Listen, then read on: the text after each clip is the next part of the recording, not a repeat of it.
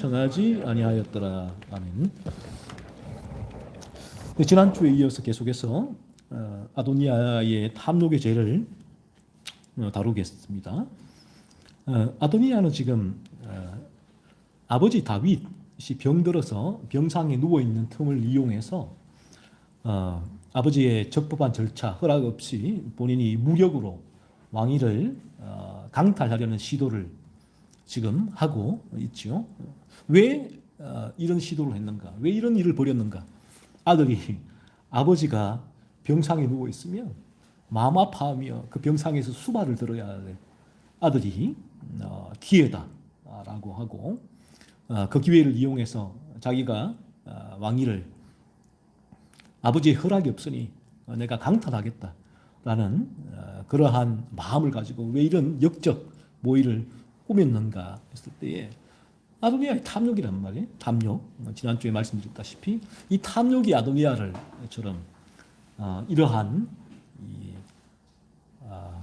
죄를 범하게 만들었죠. 그래서 지난주에 제가 우리에게 이 아도니아의 탐욕을 통해서 나를 바라보게 될 때에 이 탐욕이 향하는 곳이 어디냐 했을 때에 돈을 향한 열망, 탐욕은 돈을 향한 열망을 가지게 하고 또 학벌을 향하여 열망을 가지게 하죠. 그리고 좋은 집을 향하여 열망을 가지게 하고 좋은 차를 향하여서 열망을 가지게 하고 이 등등등 이 세상이 이제 가치 기준이죠. 세상이 최고다. 세상이 정해놓은 이러한 부분을 소유할 때 내가 너를 인정해 줄게. 이 세상의 가치잖아요. 이런 세상에 오직 이 가치 기준을 탐욕은 쫓게 만들어요. 탐욕은 어쩔 수가 없다. 탐욕은 그래 세상을 사랑하게 만들 수밖에 없다라는 거죠. 그래서 이 탐욕은 이 세상이 가치 있다고 여기는 것들을 제가 지난주도 말씀드렸지만 하나님께서 저희에게 우리가 진리 가운데 내게 주어진 삶들을 감당하다가 하는 가운데 하나님께서 불을 주실 수도 있고 그러면 그의 적정한 수준의 삶을 살 수도 있단 말이에요.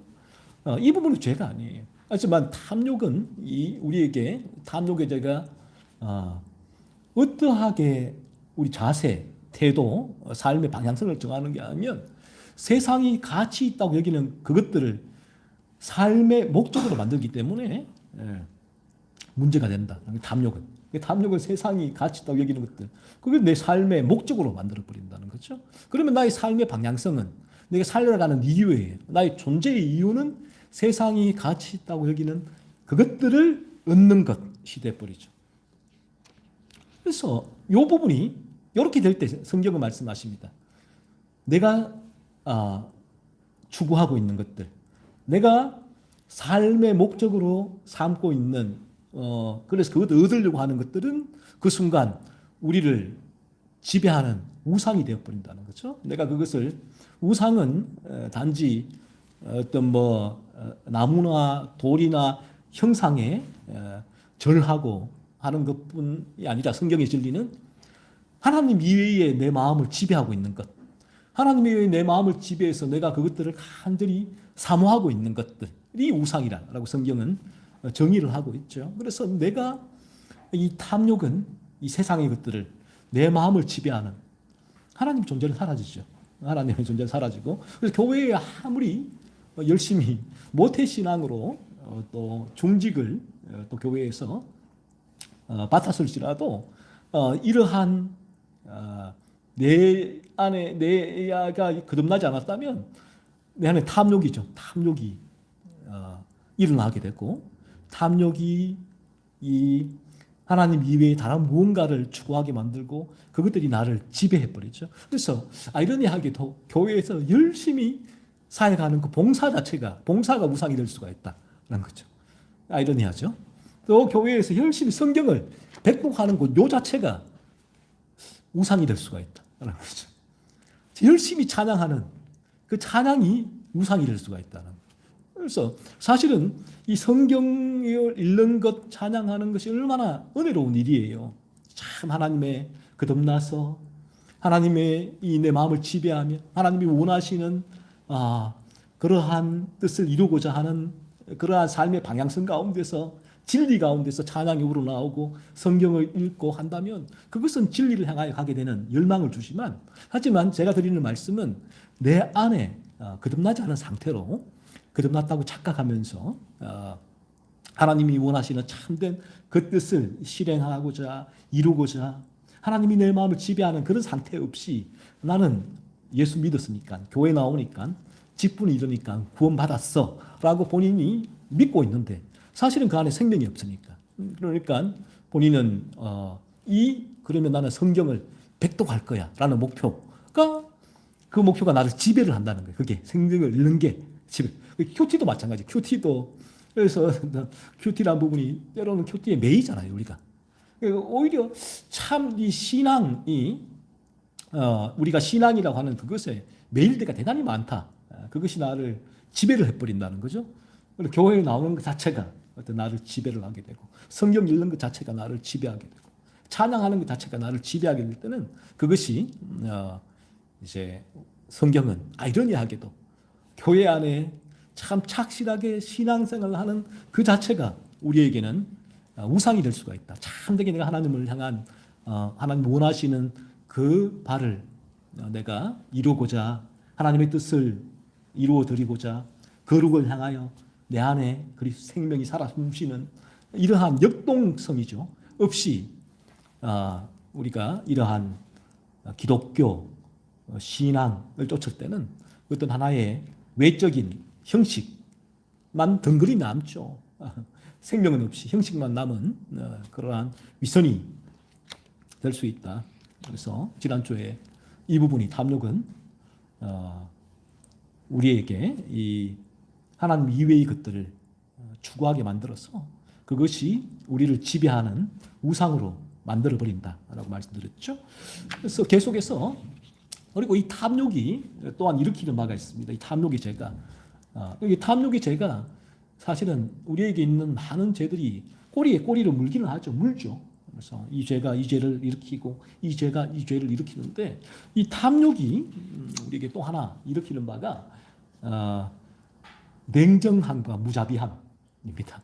탐욕이 우리 마음에 아주 우리를 냉정한, 냉혈한이죠, 를 만들고 무자비한 존재로 만들어 간다는 우리 인간을, 하나님이 창조하신 사랑이 넘치고 관용이 넘치고 배려가 넘치고 따뜻함이 넘치고 온기가 넘쳐야 되는 이 인간이라는 존재, 하나님은 이런 존재로 인간을 만드셨는데 이 인간은 원죄가 지배하고 있기 때문에 그 원죄에서 탐욕의 열매가 맺히면서 이 탐욕은 그러한 인간을 온기와 사랑과 따뜻함과 배려와 관용이 다 사라진 존재, 아주 냉렬한 이슈, 어떤 무자비한 존재로 탐욕이 만들어갑니다. 아도니아를 보시면 아도니아에게서 탐욕이 일어나게 되죠. 일어나서 왕이 되고자 하는 욕망에 아도니아가 사로잡힙니다. 나 왕이 될 거야. 그래서 그 욕망이 삶의 목적이 되고 그 욕망이 아도니아를 지배하게 되죠. 지배하죠.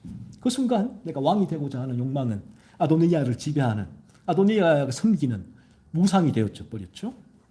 그래서 탐욕은 아도니아에게서 보세요. 이런 긍휼이에요. 사랑과 자비와 따뜻함, 관용, 배려를 앗아가 버립니다. 앗아가 버리고 강포와 무자비함을 일으키죠. 아주 냉렬한 얘기합니다. 탐욕이 일어나면요, 우리는, 인간의 존재는 이렇게 탐욕, 우리를 우상을 섬기게 만들게 하고, 또 탐욕이 일어나게 되면 탐욕은 상대방의 상태를 그다지 신경 쓰지 않게 만들어버려요. 이 탐욕이. 아도니아를 보세요. 아도니아는 아버지 다윗이 병상에 누워서 오늘 내일 하는 상태에 있었잖아요. 근데 아도니아는 무관심했어요. 아버지 죽든 말든 신경 쓰지 않았다. 과연 여러분 한번 생각을 해보세요. 아도니아가 어릴 때는 과연 어땠을까? 어렸을 때 아버지 다윗이 정정했을 때는 어떻게 했을까? 얼마나 아버지를 쫓아다녔을까요? 아버지를 의지했을까요? 아버지를 사랑한다고 얼마나 입 맞추었을까요? 아빠 힘내세요. 막 이런 노래도 하고 아빠 앞에서 얼마나 애교를 부렸을까? 아도니아가. 그런데 지금의 아도니아는 전혀 다르죠. 아버지가 그런 다윗이 그 자기를 어릴 때부터 그 양육했죠. 아도니아의 생존을 위해서 아버지 다윗이 물심양면으로 아도니아를 케어를 하고 키웠잖아요. 아도니아가 지금 이제 성인이 되었고 아버지 다윗은 반대로 병상에 누워있는 상태가 되었습니다. 숨이 아도니아가 다윗이 끊어질라 말라간 상태에 놓여 있잖아요. 그러면 어릴 때의 아도니아, 그때의 아도니아였다면 어떻게 했을까요? 아버지 다윗 그 병상에 가서 얼마나 마음을 다해서 간호를 했을까요? 아버지 다윗은 아버지 돌아가시면 안 돼요. 안 돼요 아버지. 얼마나 마음 아파했을까요? 이게 정상이잖아요. 정상. 그런데 지금 아도니아는 나 몰라. 병상에서 아버지가 어떤 고통을 받든 말든 나 관심 나 몰라. 왜요? 탐욕이 지금 아도니아가 왕이 되고자 하는 그 열망, 그 목적, 탐욕이 포커싱을 맞춰버리니까 그게 다 아도니아를 지배하니까 그게 우상이 되니까 아버지 다윗이 이제껏 어릴 때 나에게 베풀었던 그 사랑, 그 사랑과 자비와 긍휼과 관용 기억을 하지 못해요. 아도니아는 아버지 다윗이 침상에서 죽든 말든 아무 상관이 없었어요. 오히려 아버지가 아도니아는 죽기를 바랐겠죠.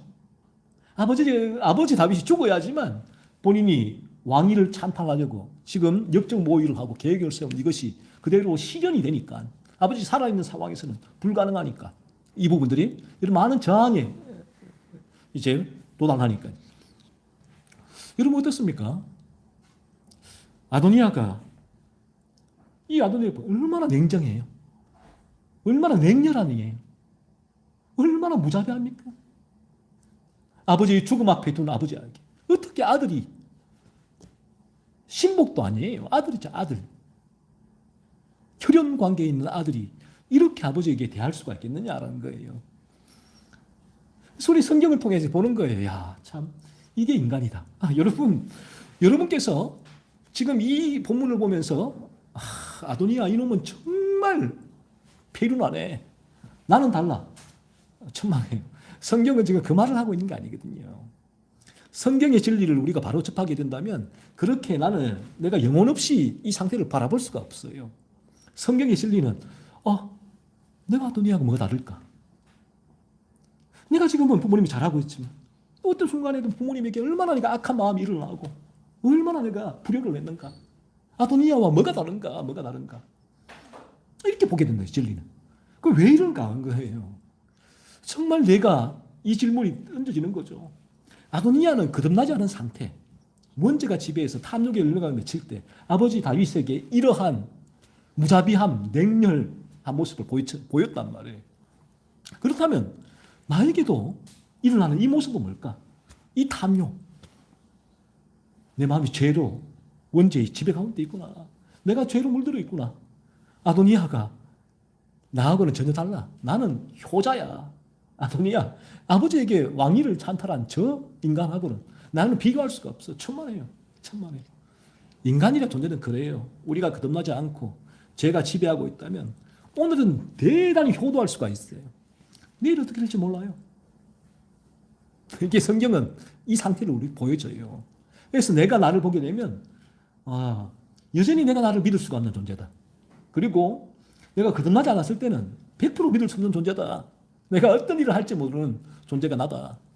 거듭나더라도 예쁜 성에 찌가 있어서 끊임없는 죄가 올라오는 존재가 나잖아요.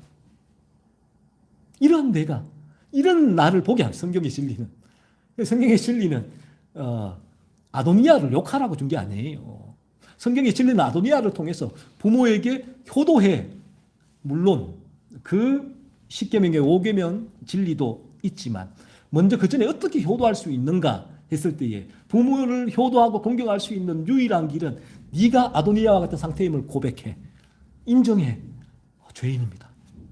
그럼 어떻게 그러한 상태에서 벗어날 수가 있어? 성경의 진리는 예수 그리스도로 말미암아. 그리스도를 믿을 때에 우리가 거듭날 때 10계명의 5계명이 일반 은총으로가 아니라 외적으로가 아니라 정말로 참된 내 마음에서 부모님을 사랑과 존중의 마음으로 대하고 바라볼 수 있다. 이게 성경의 진리란 말이에요.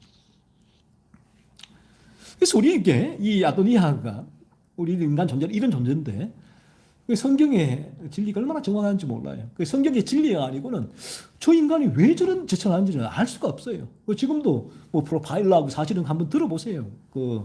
이제 시사 프로그램 보세요. 그분들도 하는 말이 도저히 인간이라는 존재가 이해가 안 된대요. 이춘재 그 형사입니까? 그제 보니까 인터뷰 보니까 도무지 그 안에서 무슨 일이 나는지 본인은 이해를 못 하겠대요. 본인은 알 수가 없다는 거죠. 이게 인간이란. 그래서 하지만 우리 인간은 그 인간을 정형화하려고 하죠. MBTI로 정형화하고 프로파일러들이 분석해서 사이코패스, 소시오패스로 정형화하려고 그래야지 안심이 되니까. 그래, 저런 인간은 저 인간이야. 저 인간은 저러니까 저런 짓을 하는 거야. 걱정하지 마. 너 주변에는 사이코패스가 없고 소시오패스가 없으니까 그렇지는 않아요. 그런 사람들이 이렇게 악한 연쇄살인마 그런 악한 짓을 하니까 안심하시오라는 메시지를 주는 게 아니에요. 천만에요. 성경의 진리는 그렇지 않아요. 그 사람 분석하는 프로파일러에게도 너 이춘재하고 뭐가 달라? 성경의 진리는 그거예요. 일반 은총으로 네가 그거 누르고 있을 뿐이지. 그게 사라진다면 네 안에 있는 악은 이춘재 똑같아. 사람은 이걸 모르죠. 성경의 진리는 우리에게 그걸 보여준다. 나에게 나라는 존재가 이처럼 이 원죄로 물들어 있구나. 죄로 물들어 있구나. 그 상태. 그 아도니아와 내가 별반 다를 바 없는 존재구나. 그래서 나에게도 이처럼 부모에 대한 때로는 일반 은총 가운데 호도를 하지만 조금만 부모님이 내 마음에 안 들면 그냥 내 마음에 냉렬한 무자비함이 이렇게 솟구치는구나. 똑같다. 이게 뭔가? 왜 그런가 했을 때 성경은 죄로 물들어 있기 때문이다. 그럼 어떻게 거기서 벗어날 수 있는가? 어떻게 이처럼 아도니아처럼 아버지가 병상에 다윗이 누워있을 때에 아도니아처럼 와 기회다. 저 재산, 저 왕이 내가 가져올 절호의 기회이다. 가라고는 그런 마음을 아예 먹지 아니하고 그런 자체가 올라올 때도 죽였고 밀어나겠고 그 앞에 가서 아버지를 간호하고 아파하고 울며 아버지 거에서 그동안 내게 베풀었던 어릴 때 나에게 베풀었던 그 사랑을 추억하고 기억하며 공경하고 사랑할 수 있는가 했을 때 원죄 집에서 벗어나는 길 이외에는 없다. 성경의 진리는 그 부분을 말씀하는 거예요. 그래서 우리가 참되게 이 진리를 통해서 나의 죄를 깨닫고 그리스도께 나오게 될 때에 우리는 아도니아와 같이 그런 부모에 대한 무자비함, 냉렬함 모습을 취하지 않을 수 있다. 우리 안에 참으로 공경과 존중을 가지고 부모님 어떤 상황이 있든지 그 앞에 나아갈 수 있다라고 성경은 우리에게 말씀하고 있는 것이죠. 이 탐욕이 강하게 우리에게 올라오게 된다면 우리는 탐욕이 올라왔을 때는 내 탐욕을 스크래치내는 탐욕을 채워주지 못하는 상대방 그 상대방을 바라보게 될 때 그 상대방이 고통을 받든지 죽든지 신경 쓰지 않아요. 내 탐욕을 채우는 것에만 몰두하게 됩니다. 이것이 우리 인간의 원죄로 물들어 있는 죄악된 인간 본성이다라고 성경은 말씀합니다. 지극히 이기적인 모습이 드러나게 되는 것이죠. 성경은 그걸 말씀합니다. 죄로 물든 모든 인간은 이 탐욕으로 인하여 이기적인 존재가 된다는 거죠. 그래서 예를 들면 회사, 기업의 사용자는 탐욕이죠. 탐욕으로 인해서 근로자가 죽든지 말든지 신경 쓰지 않아요. 참 어떤 일 때문에 힘들어하든지, 그가 어떤 고민을 가지고 있든지 아파하든지 신경 쓰지 않는다. 오직 수익을 내는 것에만 몰두하죠. 그래서 인간을 기계처럼 다루죠. 부품처럼. 사용자가. 수익이 되니까. 근로자는 어떻습니까? 근로자는 탐욕으로 인해서 이 사용자가, 이 사장이 어떤 어려움에 처하든지 신경 쓰지 않아요. 어떤 재정에 힘듦이 있고 어떤 부분에 있는지 신경 쓰지 않아요. 내 봉급만 더두둑이 받으면 돼요. 그게 몰두하는 것이에요. 그러니까 이 사용자와 근로자, 이 탐욕이잖아요. 보세요, 오늘날. 이 안 그런 데가 어딘가. 이 탐욕 때문이에요. 탐욕 때문에. 그럴 수밖에 없다.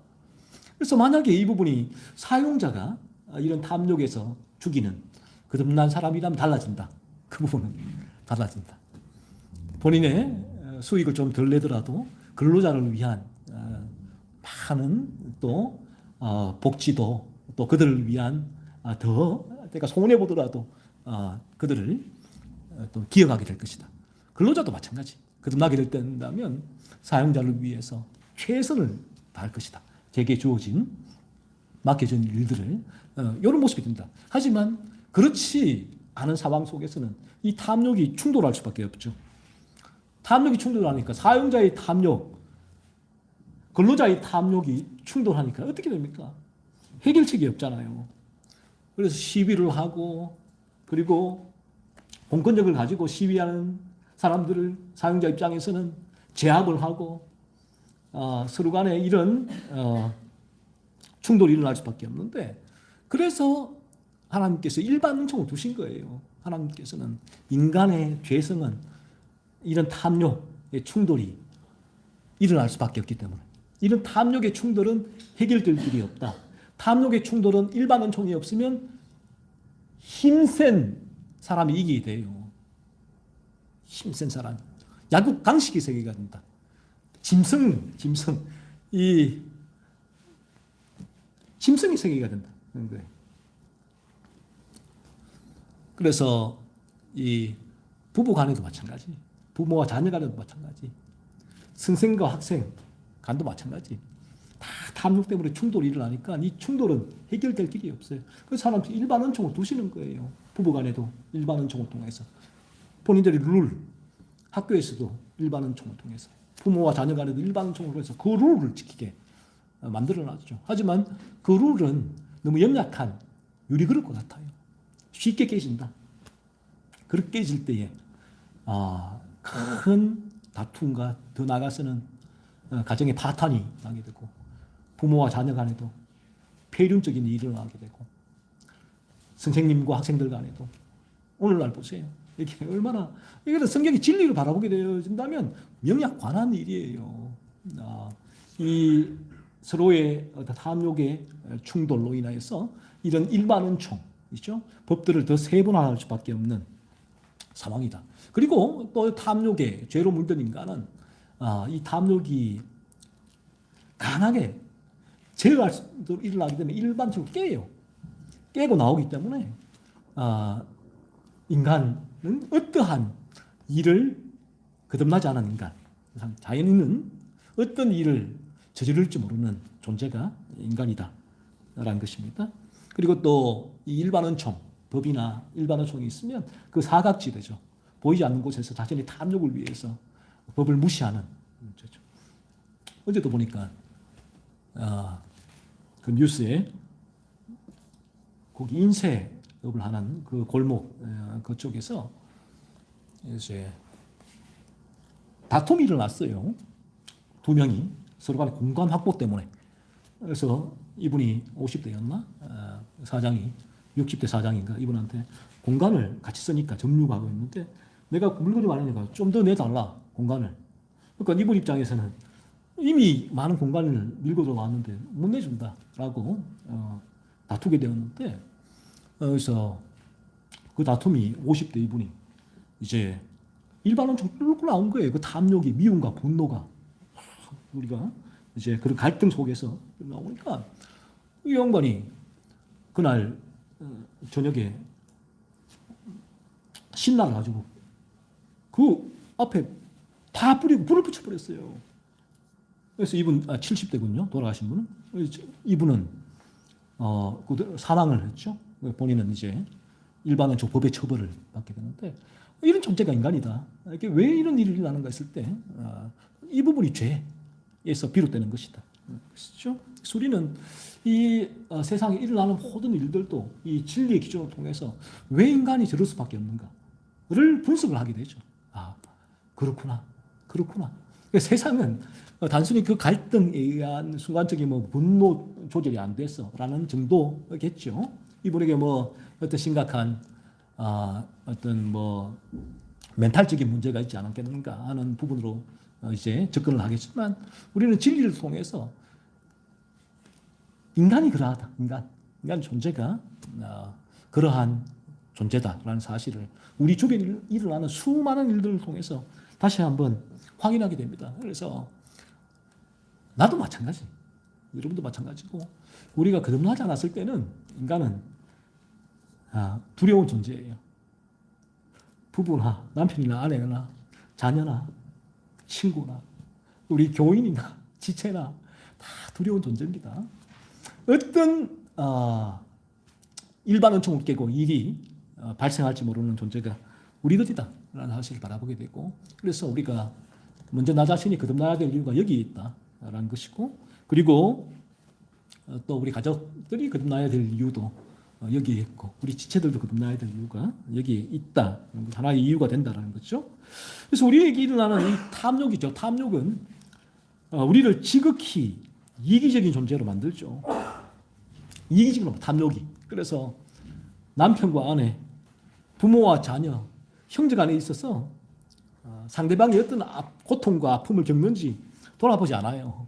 내 탐욕을 채우는 것은 혈안이 돼요. 탐욕이 올라올 때는 그 사람이 안 보이잖아요.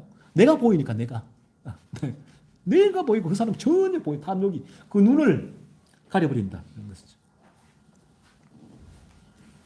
그래서 우리 자신이 이 죄가 우리라는 인간의 존재를 얼마나 이기적인 존재로 만드는가. 이 죄가 탐욕을 일으키고 탐욕이 우리를 이기적인 존재로 만든다는 거죠. 그래서 조나단 에드워즈는 탐욕을 이렇게 얘기합니다. 근본적으로 자기 중심적인 죄다. 탐욕이 자기 중심적인 죄다. 나밖에 보이지 않는다. 라는 거예요. 그 죄란 거예요. 그 모든 죄의 근원이 이기심에 있다. 이제 이 원죄에서 탐욕이 나오고 탐욕이 이기심을 발현케 한다라는 거예요. 에드워즈는. 그리고 로이 존스도 열왕기상 21장에서 아합이 나봇의 포도원을 탈취하잖아요. 그 사건을 읽어보시면 아합이 왕인데 그러니까 욕심이 끝이 없으니까 탐욕이잖아요. 왕 위에 그 자리에 있으면 이 당시 왕의 권한은 막강했거든요.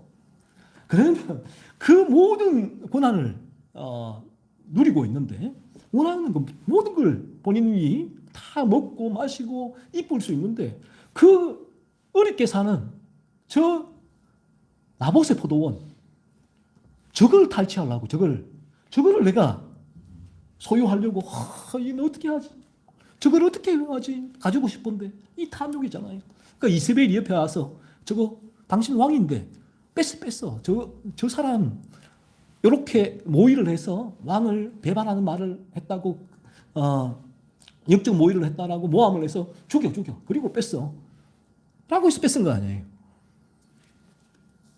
이게 인간이다. 얼마나 악합니까? 인간의 존재가. 그래서 우리는 이 사건을 보면서 나는 이세벨과 달라. 나는 아합과 달라가 아니란 거예요. 성경의 진리는 죄 없는 자가 돌로 쳐라. 가늠한 여인 잡아왔을 때에 수많은 사람이 나는 그런 죄 안 지었어 라고 돌로 치려고 할 때 주님은 죄 없는 자가 돌로 쳐라고 했을 때 너네가 이 가늠한 여인하고 뭐가 달라? 너네는 마음으로 얼마나 많은 같은 죄를 지었어. 주님은 그 말씀만 하고 있는 거거든요. 이 죄의 기준이 달라요. 그래서 이 말씀도 구약도 마찬가지다. 우리가 이 부분을 오늘날 성경 공부책을 보면 이런 성경의 진리를 가지고 모범적인 설교를 한단 말이에요. 성경의 진리, 성경 공부를 가지고 자 이세벨이 이렇게 아합에게 이간질을 시켰어. 너 이간질 하지 마. 성경의 본문에 당신은 이간질을 얼마나 많이 했습니까? 하지 않으리라고 다짐하십시오. 기도하십시오. 이렇게 된다면 그 사람은 절대로 자기 죄를 못 봐요. 성경의 진리는 내게 내 마음은 그대로인데 외적인 부분만 개선시키기 위해서 성경을 설교하고 진리를 전한다면 그것은 정말 위험해요. 오히려 거기는 그 교회에는 안 나가는 것이 훨씬 영적으로 유익하다. 왜? 거기 나가면 나갈수록 내 마음을 돌아보지 못하게 겹겹이 담을 쌓아버리니까. 외적으로는 그런 교회에서는 깨끗해지게 보인단 말이에요. 외적으로는. 도덕과 윤리과 일반 은총으로 외적으로는 깨끗하게 하지만 그 안에는 주님 말씀대로 온갖 악이 가득한데 그 부분을 못 보게 하니까. 우리 성경의 진리를 우리가 이 자리에 예배를 드리고 진리를 듣는 이유가 뭔가 하면 그래 나는 저런 삶을 살지 않아야지가 아니에요. 나도 똑같구나. 나도 아도니아와 똑같구나. 내 안에 죄가 이렇게 나를 지배하고 있구나. 내가 아합과 똑같구나. 저 탐욕, 저걸 가지고 싶어서 그런 탐욕 속에 있구나. 이스라엘은 똑같구나. 이런 악한 꾀를 불러 그 귀에다가 모함을 하고 험담을 하고 막 얘기를 하는 이런 이스라엘과 내가 뭐가 다른가? 이 내 안에 죄. 내게도 이런 죄가 있구나. 이 죄가 어디서 왔는가? 성경은 진리다. 원죄구나, 원죄. 내가 아담이 지은 죄가 내게 물려받았다. 원죄. 도무지 이 부분은 내 이성으로는 이해가 안 됐는데 나라는 존재를 성경을 통해서 보니까 비로소 이해가 되는구나, 이게. 이성으로는 어떻게 아담의 죄가 내게 물려줄 수 있는가? 말이 되는가? 웃기는 얘기하지 마. 근데 성경의 진리 가운데 성령께서 나의 죄를 깨닫게 하시니까. 이 죄가 실제로 내게 있으니까 이게 어디서 나왔는가를 보게 된다면 진짜구나. 창세기 3장에 아담이 범한 그 죄가 그대로 로마서 5장에서 물려졌다고 말한 오리지널 신, 그 원죄가 있다는 게 진짜구나 라고 깨닫게 되는 거죠. 그렇게 우리가 성경을 보는 방식이 이러한 방식이 돼야 된다. 그렇죠? 탐욕 때문에 지극히 이기적인 인간은 지극히 이기적이라고요. 탐욕 때문에. 우리 이기적이 될 때는 내 눈엔 들보가 있는데 정말 악들이 가득한데 안 보여요. 신기하죠? 무감각해요. 안 보여요. 그 상대방 눈에 조그만 잘못이 있는데 기가 막히게 보인단 말이에요. 기가 막히게. 그거는 이 죄성 때문에. 그래서 우리는 이 아도니아를 바라보면서 이런 탐욕이 우리 인간을 이처럼 만드는구나. 지극히 이기적인 존재로 만들어서 상대방을 향한 사랑, 긍휼, 자비, 따뜻한 배려 다 사라진 아주 냉정하게 만들죠. 탐욕이 우리 인간이라는 존재를 피도 눈물도 없는 존재로 만듭니다. 그런데 이런 게 있어요. 저 사람은 아닌데, 저 사람은 우리가 보기에 교회에 나가지도 않는데 저래 열심히 나가는데 대단히 사랑이 많고 따뜻하고 남을 위한 배려, 관용이 넘치는데 저 사람도 교회에 안 나가도 거듭날 수 있는가? 그런가? 라고는 볼 수가 있는데 그건 왜 그런가 하면 이런 부분이 우리 인간의 존재는 사실 나에게 크게 관련이 없는 일은 이제 기질과 성향과 일반 은총의 영향으로 한없이 관대한 스탠스를 유지할 수 있어요. 내하고 실질적으로 나의 탐욕에 스크래치를 미치지 않는 일에는 하지만 그 일이 내게 관련되는 내 일이 되면 달라진다. 그때는 상대방을 향한 따뜻한 관용, 배려가 무너지게 되죠.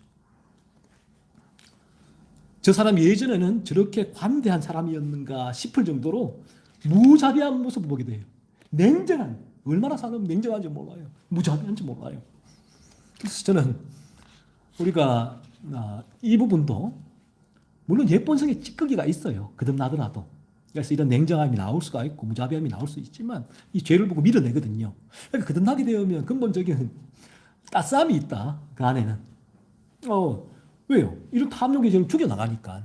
그러니까 따스함이 존재할 수밖에 없다. 그런데 이 죄가 죽여지지 않으면 그 사람은 겉으로 아무리 웃고 있어도 무서워요. 찬바람이 생생 나죠. 안에는 냉정함, 무자비함이 늘 존재하거든요. 그래서 거듭나게 될 때 우리에게 이러한 변화가 일어나게 되는데, 그래서 우리 안에 있는 이 원죄가 지배할 때는 이 탐욕이 열매를 맺게 되고, 이 탐욕은 우리 인간을 이처럼 냉렬한 존재로 만들어 갑니다. 그래서 때로는 우리 주변에 배려심이 많은 사람들은 일반 은총 가운데 그러한 배려심을 베풀기도 해요. 그래서 거듭난 사람보다 거듭나지 않은 사람이 더 관용과 배려심이 넘쳐 또 보이는 경우도 왕왕 있습니다. 하지만 이제 이 부분이에요. 이 부분이 그들의 마음에는 성경의 진리는 우리의 마음을 비추어요. 우리의 마음에는 내가 겉으로는 관용, 사랑해야 하는데 속으로는 미치는 거예요. 미워 죽겠는 거야. 이 분노 때문에. 내 마음, 이 사라지지 않아, 사라지지. 이 상태. 그러니까 모든 사람의 상태다. 그래서 간혹 일반 은총이 강하게 작동해서 이 상태에 있지만, 이 상태를 죽이는 사람도 있지만, 하지만 성경의 진리는 이 상태, 모든 인간은 이러한 상태에 있고, 그리고 이러한 상태가 대부분의 인간이 흘러나오게 된다. 그래서 나하고 관련 있는 일이 딱 어떤 내의 이익의 문제에 들어가게 되어진다면 상대방 짓밟게 되죠. 저 죽어야 되니까, 내가 사니까, 저거 있으면 내게 일은 늘 해만 끼치니까 냉정하죠. 무섭죠. 여러분, 세상에 저도 꽤 살았지만 또 우리 점점 세상에서 살아갈 시간이 또 젊은 사람들이 많아지겠지만 세상은 따뜻한 곳이 아닙니다. 세상은 찬바람이 이는 곳이에요. 세상은 살아가면 살아갈수록 무서운 곳이구나. 그리고 살아가 보면 세상은 나 혼자밖에 없구나 라는 고독감을 느끼게 되죠. 이게 인생이다. 성경이 말하는 인생이다. 그런 거예요. 그래서 결혼을 해도 때로는 되게 고독하잖아. 왜? 성경의 진리는 우리라는 존재는 사실은 나 혼자니까 이 길을 걸어가는 거예요. 그런데 이 성경의 진리를 통해 이걸 보지 못하면 여기에서 벗어나려고 몸부림을 치는데 해결이 안 돼요. 해결이 안 돼. 얼마나 고통스러워요. 고통스럽죠. 그래서 우리가 세상을 알면 내가 직장에서도 뒤통수를 얼마나 많이 맞습니까? 억울한 일을 얼마나 많이 겪어요. 별의별 사람들이 얼마나 많이 사람들이 있나요? 얼마나 냉정하고 얼마나 무자비하고 오늘 이렇게 따뜻하게 했던 동료가 내일은 너무너무 차갑고 냉정한 사람 바뀌어져 있고 이 세상이다. 이상한 게 아니에요. 그래서 이 부분에 있어서 여전히 세상을 향해서 장밋빛 희망을 갖고 있다면 성경의 진리가 그 장밋빛 희망을 다 깨뜨려 줄 거예요. 인간의 이 죄악된 본성을 통해서 어떤 일이 일어나는가. 여러분이 점점 세상을 살면 살수록 10살, 20살, 30살, 40살, 50, 60 가면 갈수록 세상은 무서운 곳이고 살기가 힘든 곳이고. 왜? 인간이 죄로 물들어 있으니까. 그 죄성이 흘러나오는 것이 세상의 공동체니까. 그런 것입니다. 그래서 우리에게 마지막 우리에게 참되게 그리스도를 붙들게 될 때는 나의 위로자가 누가 되냐 하면 예수 그리스도예요.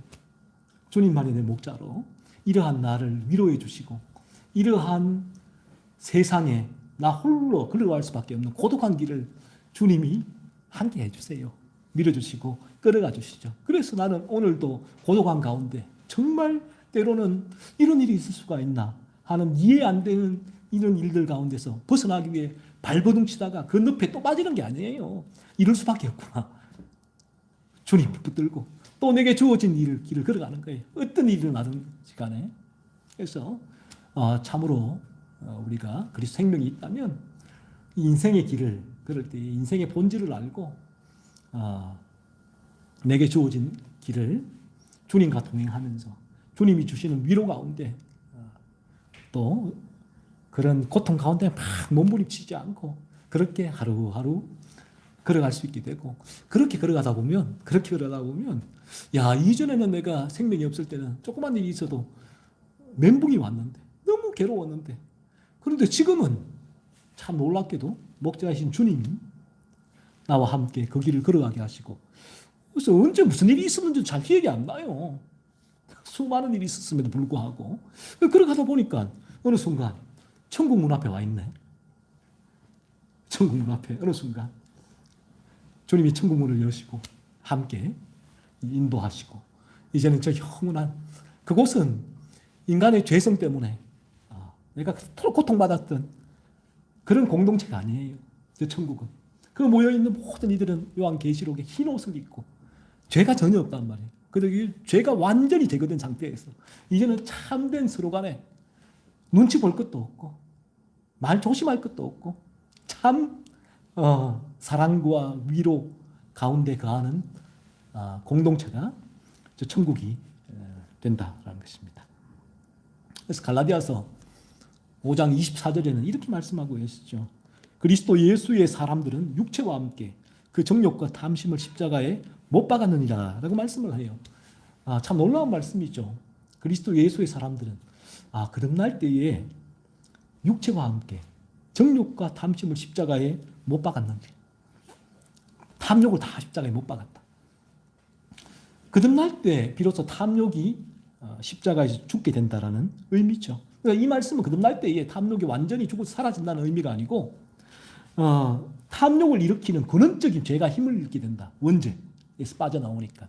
그 죄가 힘을 잃게 되어서 탐욕의 죄가 일어날 때에 거듭난 그리스도 예수의 사람들은 이제 이 죄와 싸워서 이 탐욕이 나를 지배하지 못하도록 죄를 밀어낼 수 있게 된다는 뜻이죠.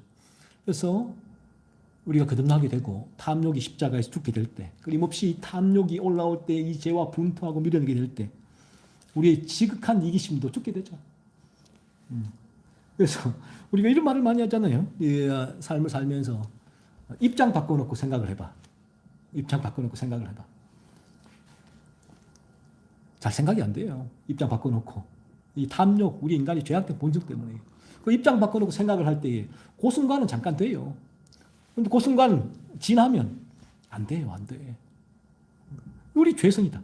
그런데 이 부분들이 참 지속적으로 될 수 있는 힘이 뭔가 할 때에 우리 안에 그리스도의 생명이 들어올 때는 참 지속성이 있어요. 계속해서 또 입장을 바꿔놓고 생각을 해보게 되죠. 저분의 아픔, 눈물, 고통을 또 생각을 하게 되죠.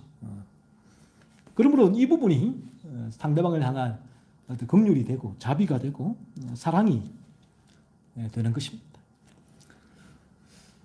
이 자리에 나왔고 지금도 이 설교를 듣고 계시는 여러분에게는 이 죄가 보이는가 하는 거예요. 아도니아가 범한 이 탐욕의 죄가 여러분 보이십니까? 아니면 나는 아도니아와 달라라고 여러분 스스로를 보고 있지 않는가 하는 거예요. 자신의 이기심과 이기심을 일으키는 이 탐욕의 죄가 보이십니까? 느껴지십니까?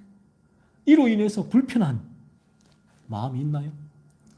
탐욕이 이기심을 일으킬 때 이 죄를 바라보고 깨닫고 불편해하고 여기서 나 벗어나고 싶어요 라고 한다면 기적이다. 이거는 기적이다. 죄를 깨닫는 은혜가 임한 것인데 만약에 여러분에게 이런 죄가 찾으려고 하고 이 죄가 불편해지고 이 죄가 하나님 죄라고 하셨는데 라는 인식이 들고 그리고 이 죄에서 벗어나고자 하는 마음이 여러분에게 든다면 기적이다. 문제로 물든 인간은 죄의 문감각에서 어떤 이 진리를 들어도 다 튕겨내요. 이 부분에 대해서는 감각이 일어나지 않고 이런 설교, 이런 진리를 전할 때는 오히려 튕겨내면서 너무 거북해한다. 불편해한다. 좀 그만해. 듣기 싫어요. 지금도 제가 들어보니까 주변에 위임관 제 주변의 동기공사들 중에 많은 분들이 대다수가 당에서 문건을 받는데요. 문건을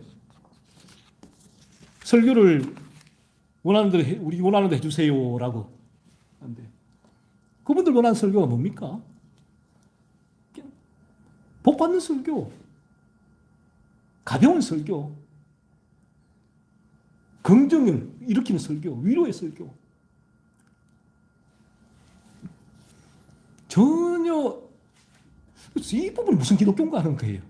그 부분을 들으면서 성경의 진리가 성경을 붙들고 있는데 어떻게 전혀 다른 생각을 하고 다른 요구를 하고 다른 방향으로 갈 수 있을까? 그러니까 이 바른 진리를 통하여서 성령이 역사할 때 우리에게 이 죄에 대한 감각, 제가 말씀드린 부분이 여러분에게 조금이라도 고려가 되고 조금이라도 갈등이 되고 조금이라도 아파진다는 그것은 성령의 역사가 임한 것이고 놀라운 기적이다, 기적. 모든 우리 자연인은 이런 죄에 대해서는 아무리 설교를 해도 다이아몬드와 같아요. 흔들림이 없거든요. 흔들림이 없어요. 그런데 그 다이아몬드에 기스가 난다. 하나님의 역사하는 것은 불가능한데 그 부분이 일어나는 것은 기적이고 또 그 부분이 일어나게 될 때에 마침내 하나님께서는 여러분에게 이 진리를 통해서 죄에 대해서 더 아파하게 하시고 고민하게 하시고 자기 자신을 더 바라보게 하신다. 야, 내가 죄로 물들어 있구나. 저 사람 이 죄악된 모습을 바라보게 될 때 내 안에 있는 이 죄가 더 크구나. 내가 이 죄로 물들어 있구나. 사실을 바라보게 되고 여기서 벗어나기 위하여서 그리스도 예수께로 마침내 하나님께서 진리를 통하여 여러분을 인도하실 거예요. 그렇게 될 때는 이 진리가 죄로 인한 진리가 참 희한하죠. 이 진리가 기쁨이 됩니다. 저도 예전에는 청교도의 글들을 읽을 때는 이러한 이제 은혜가 없을 때는 저 글들이 정말 힘들었거든요. 읽기가. 왜 이리 어렵고 고리타분하고 힘들어? 라고 했는데